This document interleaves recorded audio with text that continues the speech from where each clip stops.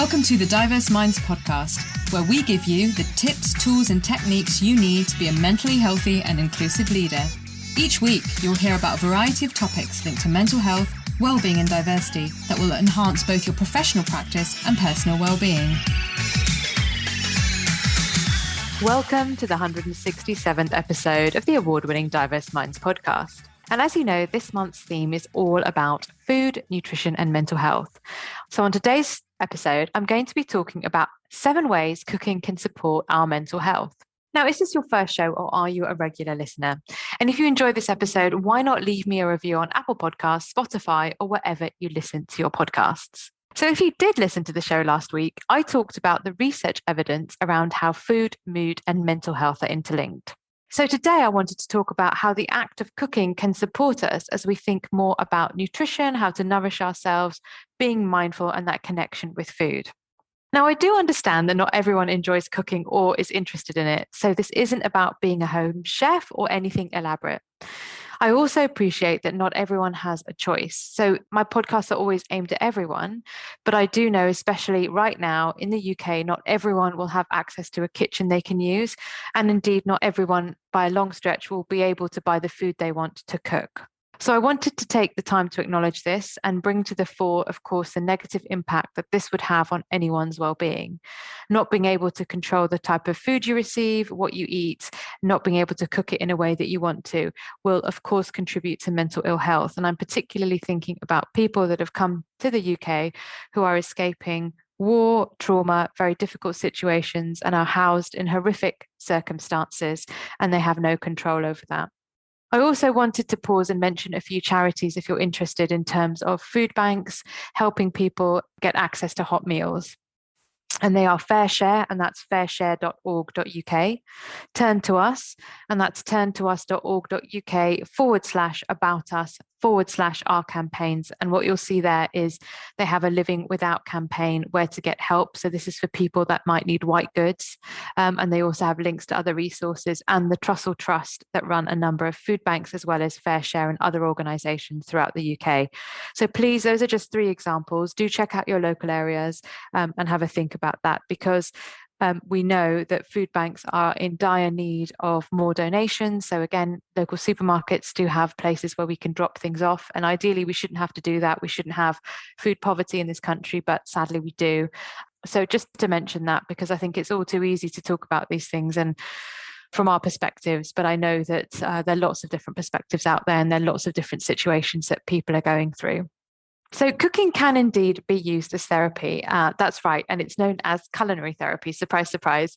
And I know that when I have a bad day, I actually just want to get into the kitchen, put on an audiobook or some music and produce something at the end of it. And it is indeed my way of being creative. And if you want to know more about creativity, check out my previous episodes. Firstly, on how music boosts our mental health. And that's episode 136. And how the arts support our mental health, whether you view yourself as someone arty or not. And that's episode 153 if you want to know more about creativity. But especially as we move into the shorter days and longer nights, I think the urge to nest and prepare can really take us forward and can be the primary point or the thing that's at the front of our mind. And in terms of research, this is an interesting one. So I found, and I've linked it in the show notes, an article that talked about some of the research out there. And in 2006, Dr. Michael Cosette, who's now a professor and chair of the Counselor Education Department at the Chicago School of Professorial Psychology, started taking recreational cooking classes. And when he would tell people about the classes that he was taking, they would say, cooking is so therapeutic for me.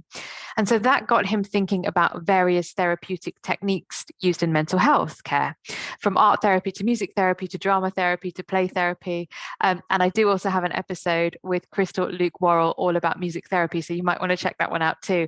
But Dr. Cosette, he talks about the fact, he said to himself, well, why hasn't anyone done anything with cooking? So in 2014, he developed and began teaching a graduate course on culinary therapy to counseling, social work, and psychology students, Bridgewater State University in Massachusetts. And there's actually limited research on how cooking improves emotional well-being, and but the studies that exist are promising. And there was a small qualitative study published in 2021 in the journal Frontiers in Psychology. And this was about researchers asking study participants questions about their cooking experience during COVID-19 lockdowns. And this will be very familiar to many of us. So one of the things that was trending was banana bread, right? In the UK in COVID lockdown, and cooking, and people kind of doing cooking videos. And that was the one thing they could control or do. And we could still go to the supermarkets. And this research found that people found both happiness and relaxation in cooking, and that gaining confidence in the kitchen made them more self-reliant overall. And one participant said, it really provided an emotional relief. I can say that it eliminates the bad psychological effects caused by constantly dealing with mobile phones and televisions. And in this period, I understood more clearly there's no limit to what I can do. And this is another participant talking about the realization that home cooking had become very important, and he'd become more comfortable in the kitchen. And we know that cooking can also be a really important way to foster social connections. And there was a study published in January 2016, so this was before the pandemic, in the Journal of Nutrition Education Behaviour. This was in New Zealand. And researchers surveyed 8,500 teenagers, adolescents in New Zealand, and they found that their cooking ability was positively associated with better family connections, greater mental well-being, and lower levels of depression. So that's really interesting. And then again, going back to the journal Frontiers in Nutrition, published in March 2022. So this is quite a recent one. This was an Australian study that looked at the impacts that a 7-week cooking program had on 657 adult participants.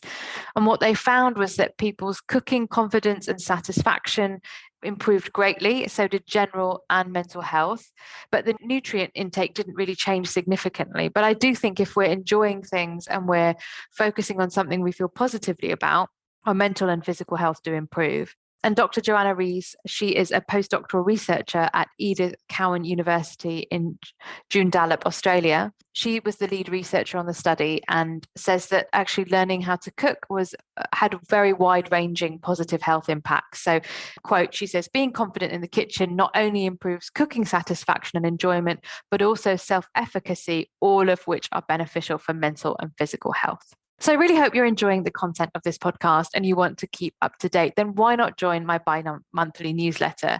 When you sign up, you'll receive a free copy of my ebook, The Mentally Healthy Leading Manager. And that link to sign up is bit.ly/DMSYNR. And it's in the show notes. Okay, so what are the 7 ways that cooking can support our mental health? So firstly, it's the focus on something different to desk work, or if you have a manual job, or if you're a hairdresser, whatever is formulaic and day-to-day to you, it really does involve most of our senses and focus. So we are focusing on something different.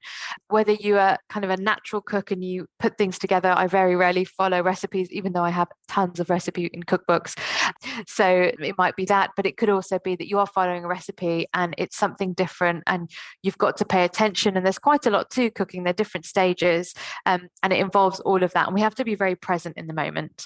The second thing, as I mentioned at the beginning, is getting creative. So we think of creativity as, clearing the decks, being really good at writing, being really good at artwork, being really good at music.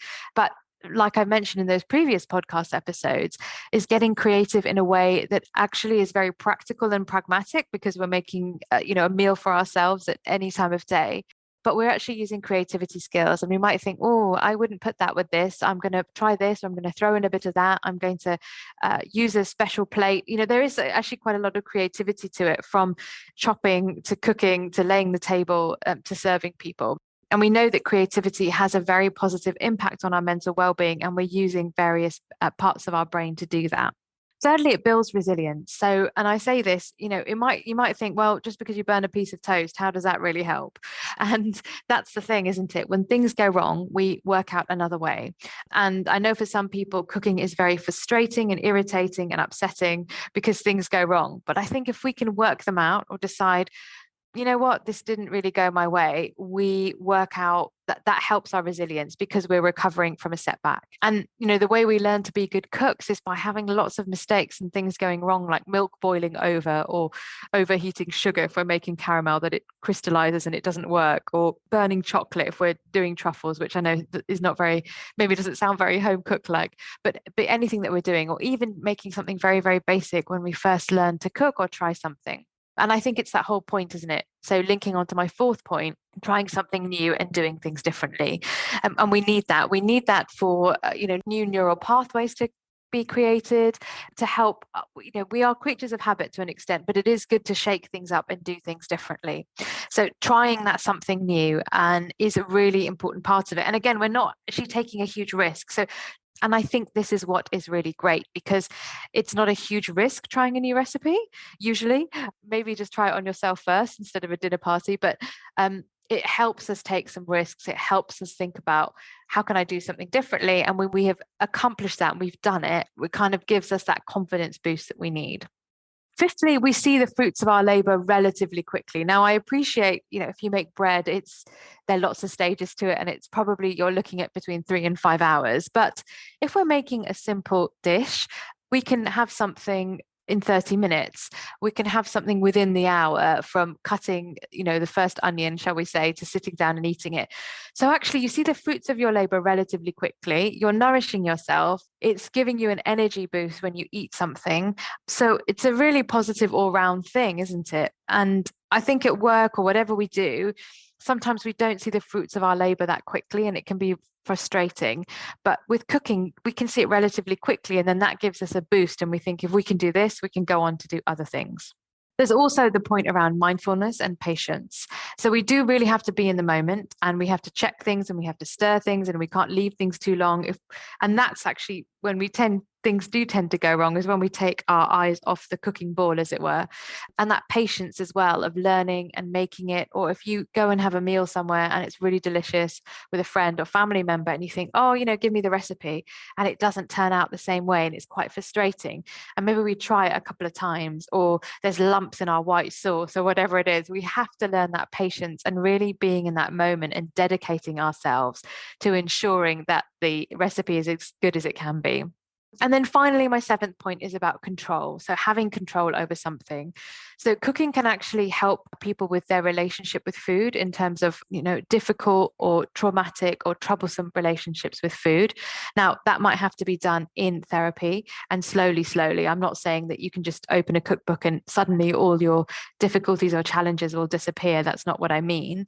But I think it can absolutely help with that. It helps us with thinking about the nutrients and the nutrition and what we're putting into our body. And I want to reiterate again, this is not about weight loss. This is about how we nourish ourselves. And also sometimes we don't feel we have control over much, especially at the moment. If we turn on the news from the UK to the global news, there's a lot we don't have control over, but we can use this as an opportunity to cook something and also connect with people, because as I mentioned last week, it's the way we eat too. So we might want to eat in silence and enjoy what we've created, but we may also want to connect with people, and it's a real community affair. And so that's the other thing. If we can eat in a way that helps us nourish ourselves, not just with the food, but the circumstances and the context around that, and how we have conversations, that does really help our mental well-being as well. So I hope you found this interesting. Essentially, there is little, not enough, but there is research evidence that shows that cooking can help us with our day-to-day mental well-being, as well as mental ill health recovery. That the research, there does need to be more research evidence, but actually anecdotally, we know that people say cooking is really therapeutic, that it has ways of making us, even if it doesn't shift the nutrient intake, that the skills it gives us in terms of resilience, self-esteem, and self-confidence are so important. We all eat in different ways to support our daily lives and activities, and we might want to think about how that can contribute to the connection with people. And we can use cooking as a way to have control over certain circumstances and improve our relationship with food. So I really hope you enjoyed listening to this episode. And if you want to know more about me and my work, why not check out diverseminds.co.uk, my website, which will give you more information. And I've also included a link to the podcast episodes I've mentioned and some resources, an article called Everyday Health, Is Home Cooking Good for the Soul? Science Says Yes, and the Live Kindly blog, which this podcast was inspired by, which is 7 surprising ways cooking can boost your mental health. So if you enjoyed the show, please leave me a review on Apple Podcasts, Spotify, or wherever you listen to your podcast from. And I really look forward to you joining us in the next episode, where we'll be talking more about food, nutrition, and mental health. Until then, take care, everyone. Thanks for listening to the Diverse Minds podcast. Don't forget to subscribe on Apple Podcasts, Spotify, or wherever you access your podcasts from. You can also connect with me on Facebook, Twitter, and LinkedIn. Tune into next week's episode of the podcast, where I'll bring you more insights on mental health and inclusion. Bye for now.